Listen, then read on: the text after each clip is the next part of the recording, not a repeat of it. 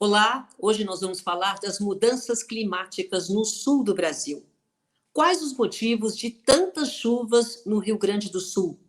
O aquecimento global, como ele afeta o Brasil?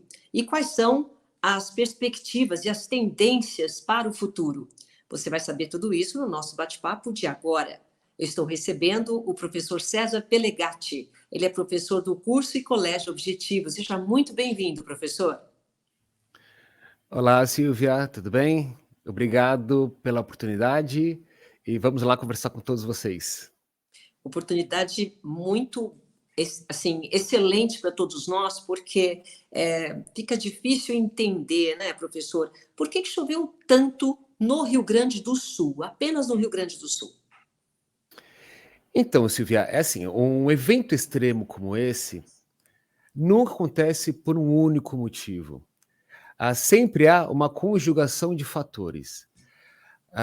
Do ponto de vista climático ou meteorológico, como queiram, nós tivemos basicamente uma zona de alta pressão sobre o sudeste brasileiro, que foi esse calor que estava todo mundo sentindo aqui em São Paulo, no sudeste brasileiro como um todo, durante talvez das últimas 4 semanas, sentimos esse calor fora de época por talvez 3 semanas.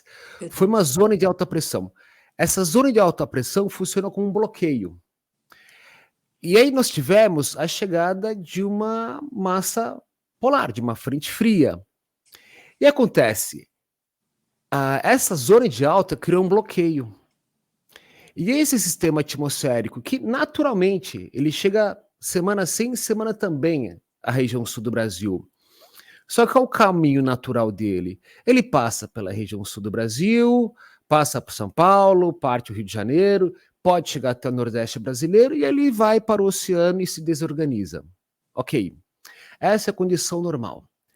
Mas como você vai ter esse bloqueio, esse sistema ficou preso ali. Ficou parado ali. Ficou parado. Junte-se a isso, nós temos uma própria condição de instabilidade provocada pelo El Niño, que é um fator importante também. Atualmente, o El Niño, você não tem mais as condições, digamos, atmosféricas do El Niño. As águas do Pacífico Sul ainda estão mais quentes, mas ele não se caracteriza muito bem, mesmo porque agora já estamos em uma fase de final do El Niño. Um outro fator importante é a umidade da Amazônia. Então nós tivemos uma conjugação. Sim, foi uma conjugação de fatores. E aí foi desencadeando uma chuva e as autoridades estavam prevendo chuvas intensas, chuvas volumosas, sem dúvida alguma, isso com uma semana de antecedência. Mas parece que os modelos meteorológicos não conseguiram prever uma chuva de 600 milímetros em 3, 4 dias. Uhum. Nenhum lugar do mundo resiste a uma chuva de 600 milímetros, 700 milímetros em tão pouco tempo, em 3 ou 4 dias. E aí aconteceu isso. Nós vamos ter áreas que chegaram, em uma semana, chegaram a bater 800 milímetros de chuva. Então, é uma condição meteorológica muito, assim, específica para aquela região, à medida que nós vamos ter, nos últimos 100 anos, 4 eventos em que as chuvas chegaram acima de 400 milímetros em 3, 4 dias. 1941, Ok. os últimos 3 eventos nos últimos 3 anos. O que mostra que nós temos certamente uma perturbação atmosférica. Mas por que depois de tanto tempo? Então, esse é o grande desafio hoje para a climatologia. É entender como é que nós vamos ter um evento em 1941 e nos últimos 5.000 anos não se tem notícia disso. Porque nós temos os registros por sedimentos. Essa enchente, essa inundação, melhor dizendo, a gente ouve falar tanto em enchente que a gente acaba pegando o hábito, né? Mas na verdade são inundações. Essas inundações, elas vão deixar nos solos suas marcas. Daqui a 1000 anos, 2000 anos, 5000 anos, esses sedimentos estarão ali marcados. E não adianta, vai ser difícil a gente entender por que isso aconteceu a última vez, 80 anos atrás, e agora. Muito provavelmente, o que se cogita na climatologia é uma mudança no padrão atmosférico. Ah, é? Quer dizer, no caso, porque faz tempo que está acontecendo, já nos últimos 2, 3 anos, aconteceu também em setembro uma enchente lá no Rio Grande do Sul. Sim, A geografia, o lugar onde está, né, influencia nesses impactos dessa extrema precipitação que você está falando? certamente. Olha só, imaginem um morador do Vale do Taquari. O Vale do Taquari, ele é um vale bem profundo, né, forma de um cânion. No Vale do Taquari, em setembro, teve morador que perdeu tudo. Tudo mesmo. E 6, 7 meses depois, ele perdeu tudo de novo. O Vale do Taquari chegou a 30 metros de altura. O que é uma coisa, assim, inimaginável. Quem já foi para o Vale do Taquari sabe, se olha aquilo, você fala, não, essa água não vai chegar a 30 metros, é impossível chegar a 30 metros. Chegou a 30 metros. E no caso do Rio Grande, tem uma situação muito complexa. As cabeceiras dos rios que desaguam no Guaíba, então você tem o Caí, o Jacuí, Gravataí, o Caí, são rios que nascem no Planalto, região serrana, tá? Então eles nascem nas áreas mais altas e todos eles vão desaguar no Guaíba. O Guaíba está na planície de inundação. Então toda aquela água que caiu no Jacuí, no Gravataí, no Taquari, toda essa água foi parar ali no Guaíba. E aí, claro, a planície de inundação não aguenta. Quer dizer, a cidade é que está no lugar errado, né? Também. Também a cidade está no lugar errado. Porque... Eu sei que é difícil, mas ali só tem rio chegando. A facilidade que tem, né, para ter uma enchente é muito grande. Sim. Em 1941, houve enchente, e aí fizeram todo aquele sistema de comportas, de barragens e tudo mais. Fizeram o sistema, acreditava-se que esse sistema seria suficiente para aguentar todo tipo de enchente, só que aí teve um problema, a falta de manutenção. Então você tem ali, você tem os 19 portões. Se um portão arrebenta, acabou. A água já tomou conta.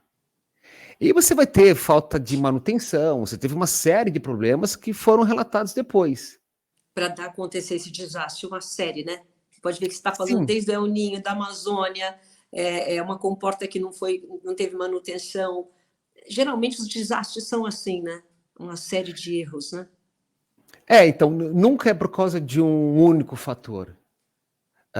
Então, você vai pegar, por exemplo, se a gente for analisar mais ainda profundamente, então você vai ter toda a área de desmatamento, desde a cabeceira até a região ali do baixo curso. E não adianta, o solo com vegetação retém a água. E isso é fato. A única discussão que não pode ser feita é que solo com vegetação retém a água.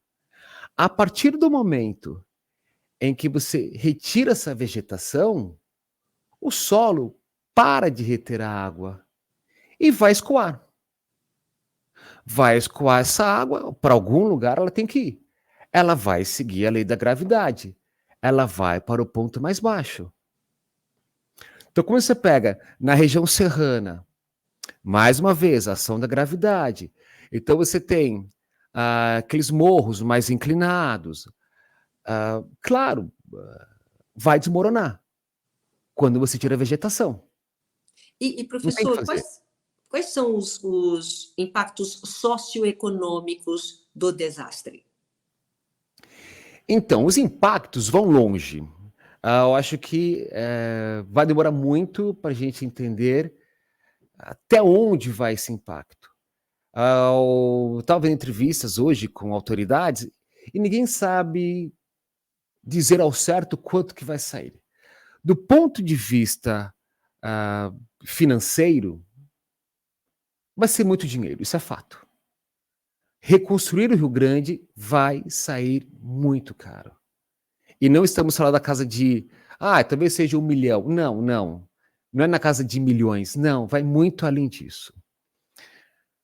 Porque nós temos um problema que é como se fosse uma cadeia que vai gerando. Então, quando você pega parte da população de Porto Alegre perdendo tudo, perdendo o seu comércio, perdendo suas atividades, Cidades inteiras desapareceram. cidades Cidades inteiras. inteiras. Eldorado, Mussum, acabou, não tem mais. Como é que você remaneja a população? Muito difícil essa reconstrução, hein, professor? Essas cidades, inclusive, elas terão que ser reconstruídas em outro lugar. Porque não dá mais. A cidade foi levada embora. Não existe mais a cidade. Então, provavelmente terá que ser em outro lugar. Mas quando a gente pega no Rio Grande, os impactos no Rio Grande, então você tem desde impactos do pequeno comércio local, que perdeu tudo, até uma depressão social, que é algo muito sério que vai acontecer, que está acontecendo. Você Como assim? imagina você ter 500 mil de pessoas que foram impactadas. Entre desalojados e desabrigados, você tem 500 mil de pessoas, mais de 500 mil. Isso vai gerar um trauma social muito sério isso daí. Pessoas que perderam tudo. E detalhe, vai ser difícil encontrar uma perspectiva a curto prazo, porque vai ser um trabalho longo. Agora, Quem já existe viu a enchente aqui em São Hum. Paulo, em qualquer lugar, sabe? Sujeira de enchente não sai em 1 mês. Se Não, você pega uma nossa, rua que nem teve fala, enchente. nem fala. Aquilo lá, a Uma hora rua que que tem, baixar essa água, pega uma rua aqui em São Paulo, teve enchente. É. 1 mês depois, ainda estarão limpando a rua. Agora imagine uma cidade inteira. Outro dia colocaram na Paulista, mais ou É, menos, né, não sei se você viu, fizeram uma marca num dos relógios que é. tem na Paulista, no centro, onde chegou a água, quer dizer, desapareceria a Paulista inteira. É uma Sim, coisa desproporcional, a gente vê as imagens, mas não consegue imaginar porque não está lá, né? Mas você fazendo essa comparação aí, São Paulo é uma cidade, nós estamos aqui em São Paulo, que sofre bastante na época das enchentes. sofre demais. E a tendência, claro, né? ah, é que esses eventos comecem a ficar mais intensos aqui também em São Paulo. Nós estamos, talvez, nos últimos 5 anos, em uma fase, talvez em um intervalo, mas é uma questão de tempo. São Paulo está construída também. São Paulo está no lugar certo. Mas o que fizeram, por exemplo, com os rios, com as várzeas dos rios, especialmente do Tietê e do Tamanduateí, também é uma questão de tempo. Vai encher. Só para a gente, então, encerrar com o Rio Grande do Sul. Depois eu vou até falar com São Paulo e outras regiões. Existem É, evidências de mudanças climáticas sobre o ocorrido no Rio Grande do Sul? Quer dizer, uma evidência de melhora, enfim. sim, sim. A principal evidência de uma mudança climática é o chamado tempo de retorno. Quando você tem um evento, você tem um tempo de retorno. tá? Então, por exemplo, uma chuva aconteceu em 2020. Qual é o tempo de retorno? A chuva de 1941, o tempo previsto era 300 anos. Aconteceu em menos tempo que isso. Então, se nós pegarmos os últimos 2 anos, as chuvas que nós tivemos, ciclone extratropical, especialmente na região sul do Brasil, eu acho que é um indicativo, sim, de que nós temos uma mudança climática. Eu acho que uma altura dessas, não dá mais para negar. A gente pode até discutir sobre as causas, mas que há uma mudança, é inegável. Não considerando somente o Rio Grande. A gente não precisa nem falar sobre o Rio Grande. É só falar sobre outras áreas do Brasil, outras áreas do mundo, o que está acontecendo. Esse tempo de retorno está cada vez menor. Então vamos lá, vamos falar dessas áreas todas que estão acontecendo, porque até no deserto choveu, né, professor? Sim, choveu no deserto, inclusive um dos dias, se não me engano, foi o segundo dia da precipitação, só me engano, dia 1 ou dia 2 de maio, a localidade mais chuvosa foi em Omã. Pois é, Então, inacreditável. sim. E aí que tá, esse que é o detalhe. As mudanças climáticas fazem esses eventos extremos? Não necessariamente. Mas o que as mudanças fazem é diminuir o tempo de retorno, a recorrência. Então, por exemplo, fala-se agora, não, em Umã, a próxima chuva será daqui, talvez, 100, 120 anos. Se acontecer menos tempo, sim, já temos um problema aí. Por quê? Tá? Porque aí é uma comprovação de que está acontecendo desequilíbrios muito grandes. As chuvas que nós tivemos no Paquistão, o ano retrasado, nos Estados Unidos, Agora na China, estava na terrível também, China, tudo alagado. na China, Índia, o ano passado, e esses aí estão cada vez mais recorrentes. Em 2022, o Paquistão teve uma chuva recorde, o ano passado a Índia quase bateu recorde, e são áreas ali vizinhas, na mesma região, com o mesmo mecanismo de Ásia de monções. E essas mudanças todas que chocam a gente, né? Porque choca, chover no deserto, esse exagero, essas chuvas recorrentes em lugares que não são esperadas. Isso é um impacto de uma consequência da população humana? É isso? Do que a gente está fazendo com Certamente. a natureza está cobrando o espaço dela. O que está acontecendo? Essa mudança climática, como a gente pode definir isso? Então, essa mudança climática, a gente considera uma mudança no padrão, tá? Claro, se nós temos oceanos mais quentes significa mais evaporação. A atmosfera mais quente significa maior probabilidade de retenção de umidade. Só que a partir do momento que você retém mais umidade, você cria uma bomba relógio. Porque uma hora essa atmosfera vai liberar essa água. E quando ela libera, ela está liberando na forma de chuvas absurdas. Se nós pegarmos o padrão de chuvas aqui de São Paulo, nós temos modificações. O padrão de chuvas na Amazônia brasileira. Olha só, ano passado a Amazônia brasileira, imagina, marcou o menor nível das águas. Então, você tem outras áreas também. O Quênia, olha só, aquela região do Quênia, do Níger, ficou debaixo d'água. Faz o quê? Uns 4 meses, mais ou menos? Ficou debaixo d'água. E esse evento não tem registro ainda da chuva nessa região. Por quê? Não É, entendi. essa chuva, esse evento que teve no Quênia e no Níger, essa Nunca chuva que teve. teve, essas inundações, não, essa não tem registro. Tem, claro, tem registros de inundações, mas desse volume ainda não tem. É inédito. Nunca ocorreu isso daí. Entendi. Agora, os impactos são os mais Isso que eu ia te diversos. perguntar, quais são, se existem formas, né, da gente mitigar esses impactos desse tipo de evento, enfim, como é que o mundo pode se preparar de uma outra forma, né? Então, aí existem visões um pouco diferentes. Por exemplo, nas cidades, o que pode ser feito?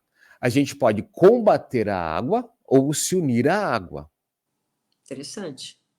De uma forma e de outra, a água virá.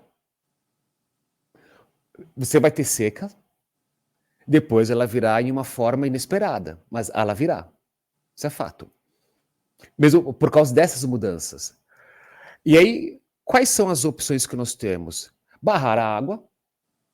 Então, por exemplo, ao longo ali do Guaíba, que fizeram o sistema de comportas. Comportas. Ok, você está tentando deter a Refazer tudo água. isso. Uhum. Sim, vai pegar, por exemplo, vai um piscinão, você está tentando deter a água. Tá. Essa é uma opção.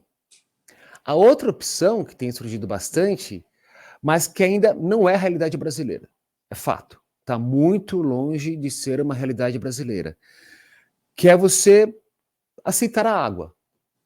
Como é que Seria você isso? aceita essa água? Na Europa, são as chamadas cidades esponja, né? Que são cidades que retêm a água, tem uma série de mecanismos, tem jardins, tem uma série de construções subterrâneas para absorver essa água. No caso do Brasil, que é clima tropical, isso não é uma realidade. Isso é fato. Nenhuma cidade europeia vai receber 600 milímetros em 3 dias. Então, assim, são conceitos diferentes, mas me parece que a primeira coisa, isso é um consenso. Disso daí, acho que não dá para abrir mão. É eliminar desmatamento. A primeira coisa, se você quiser aceitar a água, primeira coisa que tem que fazer é aceitar a água entrar no solo, para diminuir o fluxo de escoamento. Quando você, mais uma vez, tira a vegetação e desmata, desmata, desmata, você vai aumentar o processo erosivo. Você vai aumentar o processo erosivo e vai aumentar o fluxo de escoamento, vai encher. A água vai para o lugar mais baixo. Tá? Inclusive, um estudo que vai ser feito, agora não é a hora, claro, vai demorar muito isso daí, mas é como a carga de sedimentos da região serrana chegou ao Guaíba. Que tipo de sedimento chegou ali? Aí que a gente vai poder ter uma dimensão se o desmatamento, qual é a proporção da influência do desmatamento nesse evento. Isso que significa que, quando a água baixar, eles vão analisar esses sedimentos para saber realmente qual foi o impacto, é isso? Sim, vão ter que analisar como é esse sedimento, qual a formação desse sedimento, porque aparentemente tem muito material fino. O que seria isso? Então, é desmatamento. Quer dizer, o grande problema do planeta é o desmatamento, é isso? Olha, O que está tem acontecendo no vários. deserto, enfim, porque você está falando uma coisa realmente forte, impactante, né? A gente está descobrindo aí uma grande causa de tudo isso. Localmente é desmatamento. A gente pode até discutir em nível global qual é o impacto, onde gera mais impacto, menos impacto, qual atividade que, sei lá, queima de combustível fóssil ou não, atividade vulcânica, causas naturais, tudo bem.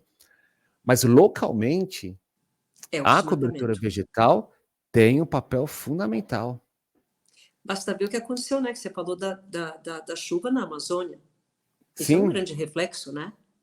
sim, exatamente. E a Amazônia, claro, poxa, imagina o que a Amazônia lança de água na atmosfera. Só que a Amazônia tem um equilíbrio. Então, assim, a atmosfera já sabe que a Amazônia vai mandar aquela água. A atmosfera está preparada para isso. Faz pelo menos 6.000 anos, talvez, do último óptimo climático da Amazônia, que ela lança essa umidade. E vai continuar lançando. Quanto a isso, a atmosfera tem seu equilíbrio. Ela já está acostumada, já está preparada para isso. O problema é quando você desequilibra o negócio. Então você vai ter um período em que não chove na Amazônia. E aí você vai ter 2 meses sem chuva. Horas. Que não é certo. Se não chove em um lugar, vai estar chovendo em outro. A água não veio do espaço. O fato do Brasil, agora trazendo aqui para o Brasil, né?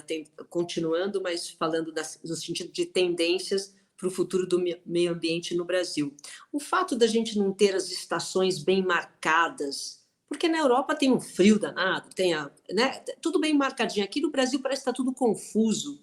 Nós estamos mais impactados por essa mudança ambiental, climática? Então, a parte do território brasileiro, realmente, nós não temos as 4 estações bem definidas.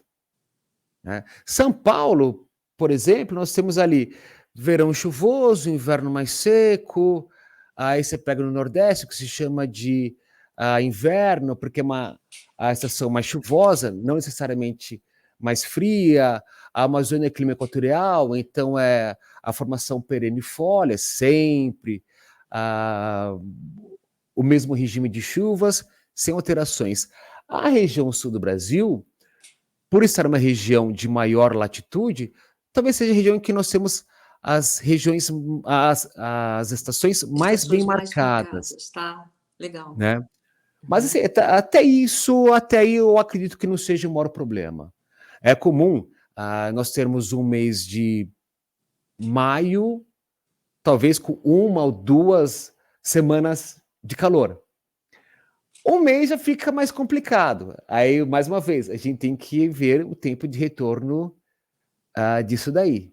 Se isso começar a se tornar algo muito comum, aí já está fora do padrão. Aí já é um problema. O que nós podemos fazer? Quer dizer, qual que é o cuidado que as pessoas têm que ter? Eu sei que é um trabalho de formiguinha, né? Porque é tudo tão grandioso, os eventos catastróficos, mas existe alguma forma de cada um contribuir para que isso melhore? Ou a tendência agora futura é cada vez mais a gente se assustar com esses desastres? Olha, me parece que a tendência é cada vez mais a gente se assustar com esses eventos. Claro, a gente pode fazer uma série de coisas localmente, mas agora, uma situação dessas, como eu costumo dizer, aos 45 do segundo tempo, no 7-1, o que a gente pode fazer é minimizar. Para minimizar, a gente pode fazer muita coisa. Mas me parece que nós vamos ter que aceitar a água. E a falta dela também. Não adianta. Se nós temos um ano com excesso de água, uma região com excesso de água, outra vai ter falta. Né? A água não vai sair a atmosfera fora. Então, se nós temos mais água em lugar, teremos menos em outra. E a gente vai ter que aceitar isso. Então, cabe ao poder público, cabe a cada um. Localmente, o que o indivíduo comum poderia fazer? Não sei, o máximo que a gente poderia fazer é, sei lá, manter seu jardim, fala-se nos telhados com verde e tudo mais, mas isso assim não chega a resolver um problema, por exemplo, de uma catástrofe como essa do Rio Grande. No caso, eu gostei do que você falou, que às vezes não dá para brigar com a natureza, né? Não dá para brigar com a água. Então, existe aí um pensamento de reestruturação das cidades, não é isso, professor? Só para a gente encerrar. Sim, das cidades, do meio ambiente como um todo. Então, você vai pegar desde áreas agrícolas, até as cidades vão ter que aceitar a falta de água e o excesso de água. São Paulo, por exemplo, vai ter que se preparar. Não só São Paulo, mas as grandes cidades brasileiras vão ter que se preparar. Um ano com muita água, outro ano pode demorar 2, 3, 4, 5 anos com ausência de água, com pouca água. Porque é uma tendência. É uma tendência agora. Não adianta. É isso aí, a gente tem E que vamos aceitar ver, isso. Vamos lá. né? Tá certo, tá certo. Professor, faltou alguma coisa? A gente já está encerrando aqui o nosso bate-papo. Para encerrar, só queria. Como estamos em um ano de vestibular, e o vestibular adora essas atualidades, mas sempre levando para o lado conceitual também. Aquela questão geográfica do Guaíba. Guaíba é rio, Guaíba é lago. Acho que é curioso isso daí. Boa. Eu sempre aprendi que o Guaíba era rio. Eu Tanto que nós também. temos o estádio do Beira-Rio, né, do lado do rio. Horas. Tudo bem. Só que ele tem características de rio e de lago. Isso é um fato. Né? E não existe o consenso na geomorfologia e na geologia se o Guaíba é rio ou lago.